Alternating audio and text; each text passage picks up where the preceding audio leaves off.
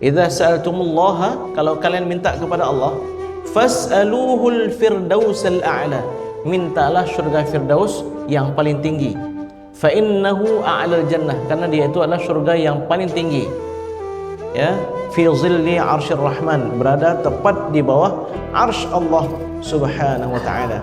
Ini juga mengajarkan kepada kita punya optimis yang tinggi ya sekalian. Kalau berdoa itu jangan, ya Allah yang penting masuk surga aja udah cukup ya Allah. Ya kan ada orang begitu. Ya Allah yang penting saya sudah begini, anak saya jadi orang baik saya udah cukup ya Allah. Enggak pernah minta yang lebih. Kenapa kepada makhluk kita berani minta yang lebih? Kepada Allah Subhanahu wa taala yang Maha Kaya dan Maha Menentukan, enggak berani kita minta lebih. Allah itu suka kalau kita minta, Bapak sekalian. Minta saja kepada Allah, Allah suka. Bergantung kita kepada Allah, memohon kita kepada Allah Subhanahu wa taala, Allah itu suka. Dan ketika kita memohon kepada Allah Subhanahu wa taala, jangan kita kaitkan mungkin atau tidak, ini bagaimana saya ini pun bergelimang dengan dosa. Minta sama Allah sebanyak-banyaknya dan seluas-luasnya. Karena itu juga bentuk keyakinan kita kepada Allah Subhanahu wa taala yang Maha berkuasa, tidak terbatas kekuasaannya. Minta saja. Jadi kalau minta surga yang paling tinggi, yaitu surga Al-Firdaus.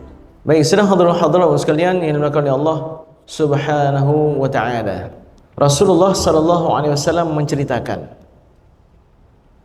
bahwa dahulu para malaikat pernah menerima ruh seseorang yang meninggal dunia.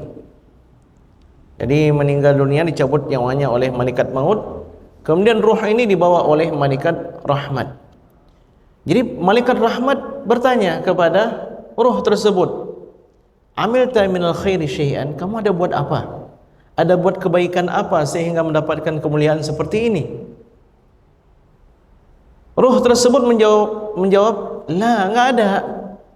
Lalu para malaikat rahmat, bukan seorang malaikat rahmat, para malaikat rahmat berkata, tadzakkar, coba ingat-ingat dulu, pernah buat apa? Lalu ruh tersebut mengatakan, kuntu udayinun nas fa'amuru fityani ay yunziru al-mu'sir. Kalau kebaikan yang pernah saya buat begini paling ada. Dulu ketika saya hidup di dunia, saya ada memberikan piutang kepada orang lain. Lalu ketika jatuh tempo, aku sampaikan kepada pegawaiku, kepada orang-orang yang bekerja denganku, coba perhatikan, ada yang sulit, kalau ada yang sulit, ada yang sukar, berikan tempo tambahan. Wa yatajawazu 'anil musir, dan agar mereka meringankan juga orang-orang yang sudah mampu untuk bayar.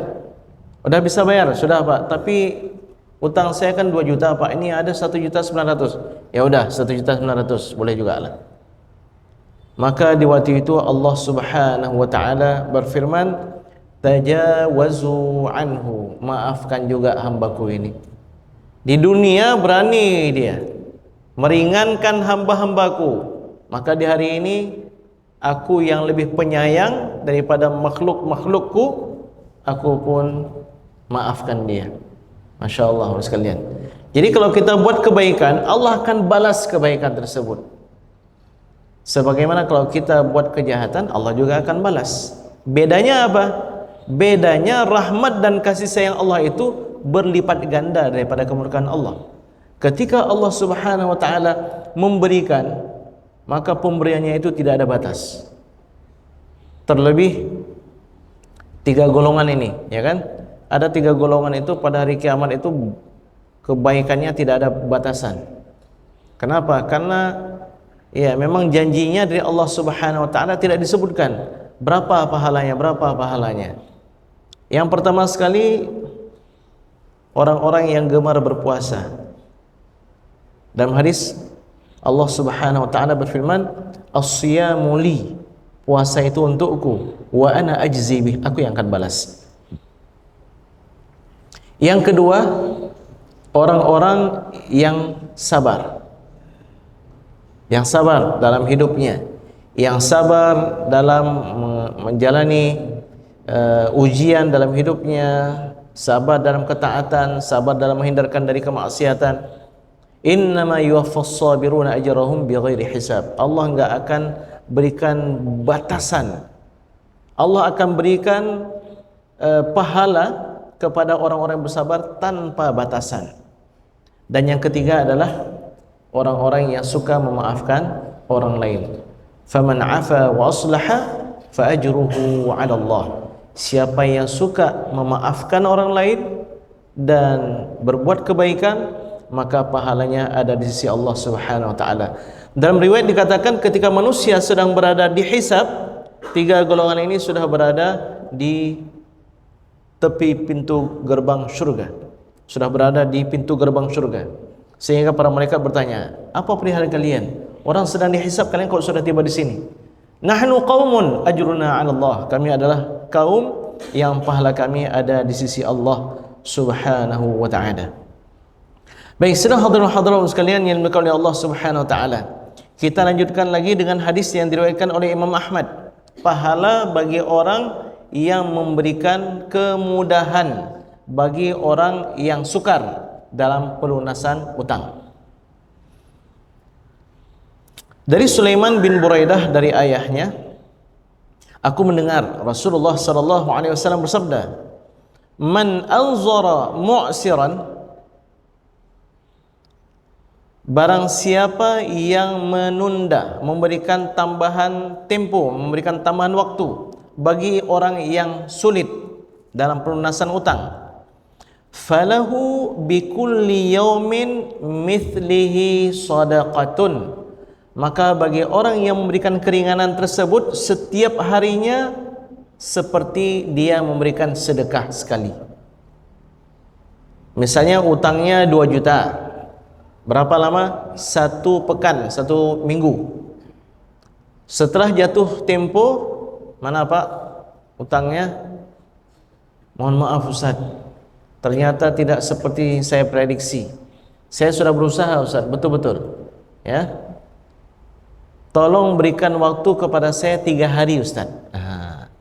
Setiap harinya sebanding dengan sedekah 2 juta. Kita kan perlu, kita punya hajat, kita punya kecenderungan terhadap harta. Dengan harta tersebut ada rancangan kita membuat begini. Maka ketika kita memberikan tempo tambahan, setiap 1 harinya sebanding dengan sedekah sekali. Berarti 3 hari, berarti 3 kali 2 juta, 6 juta. Thumma sami'tuhu yaqulu, kemudian aku mendengar Rasulullah SAW juga bersabda, "Man anzara mu'siran falahu bikulli yaumin mithlaihi sadaqatun." Siapa yang memberikan penangguhan atau tambahan tempo bagi orang yang sulit, maka pada setiap harinya 2 kali lipat dari sedekah. Maka di waktu itu Buraidah berkata, "Ya Rasulullah, aku mendengarkan engkau mengatakan sekali mengatakan seperti sedekah sekali setiap harinya, tapi di lain waktu engkau menyampaikan 2 kali lipat sedekah. Apa maksudnya ya Rasulullah?" Rasulullah sallallahu alaihi wasallam bersabda, "Bikulli yaumin sadaqatun qabla an yahilla ad-dain."